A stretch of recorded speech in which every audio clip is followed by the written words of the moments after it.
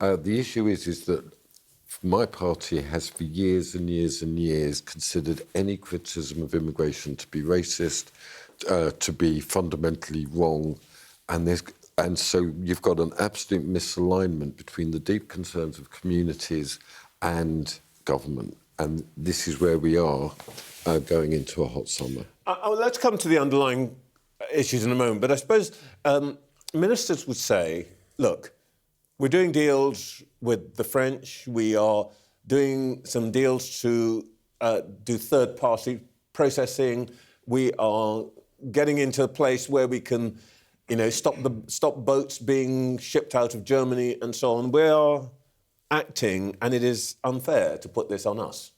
Well, the number of people arriving on the boats is going up. That's just for the first idea. So obviously what they're doing isn't working.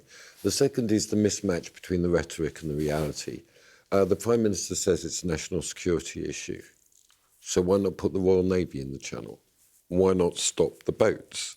If it's a national security issue, we're a sovereign nation. The people have made their views known in a democracy. Why are we so weak in relation to the French? Why can't the French control their own border? What's the issue here? Macron came over last week. I saw him in the Lords. And he was talking about, it's the incentives of a cash economy. He was talking about the grey economy and the cash economy. Now, what we had last time was the Conservatives got in 2019. Do you remember that? You won a huge majority, and you said you were going to take back control. And what did you do? 1 million migrants a year and no control of the boats. This is why your party has completely lost the trust of the people. They were given a mandate to do something, and you didn't do it. What I'm saying is the same. But the same fate is awaiting Labour unless it acts. This is the point I'm making. I'm not saying that we're not sinners. I'm just saying you blew it, and we are blowing it in real time. And the advantage here is for, you say, Mr. Farage. It's pretty clear that the Cabinet is worried about this, isn't it? It's very worried. I mean, the point is, in order to make the proper argument against reform of Farage, he's got to be exposed as a saloon bar Thatcherite, which you would sympathise with, and a Putin appeaser. I mean, we've got to build up the strength of the armed forces, we've got to have an industrial strategy, and we've got to have a very clear idea about state reform and to honour the integrity of communities. What the MP was distressed about there is that his lovely Epping is now very, very anxious with the potential for violence, and it's extremely disturbing.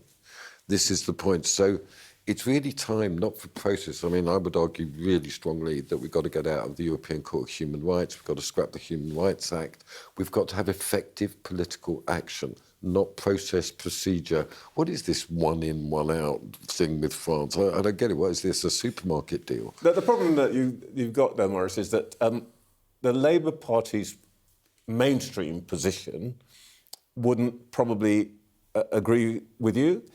Is the problem here that you're identifying, that you think that there is a gap between the Labour government and, if you like, the body of Labour voters, the Labour tribe, on this specific question of immigration, of where asylum seekers should be, and that actually the traditional Labour vote is way, let's call it, to the right or socially conservative than the government? Yeah, I mean, this has been building, Trevor, throughout your life. I mean, my phrase for this is that people are sick and tired of rule by the lanyard class, who try to control your speech, control your actions, who don't want you to laugh at anything. They want a completely humourless world. And there's an insurrection going on against that class. Now, it's not the case that that is true for a lot of Labour MPs who are in constituencies, and the brutal reality is, with less than 3,000 majority and with Reform in second place, believe me, the conversation is very real. On what you said earlier, I don't think the Cabinet meeting should be briefed or leaked, but the rupture between the working class and Labour is very, It was, by the way, an real. Official briefing, we're told. Yeah. The Angela Rayner quote that says, this is... there's potential for further unrest because of poverty, deprivation, anxieties about this issue. Apparently, we're told it's community cohesion. Yeah. Well, this word community cohesion is a concealing word. There's a lack of solidarity, there's a lack of friendship, there's a lack of genuine fellow feeling going on, and it's driven by the Deliveroo economy, which you pioneered so greatly, where you bring in migrants in order to deliver food to people who've forgotten how to cook. You know, that's one aspect of it. The entire economic model is based on the importation of cheap labour. So what you need to see is an industrial strategy where we start to actually make things again, the absolute opposite to Thatcherism.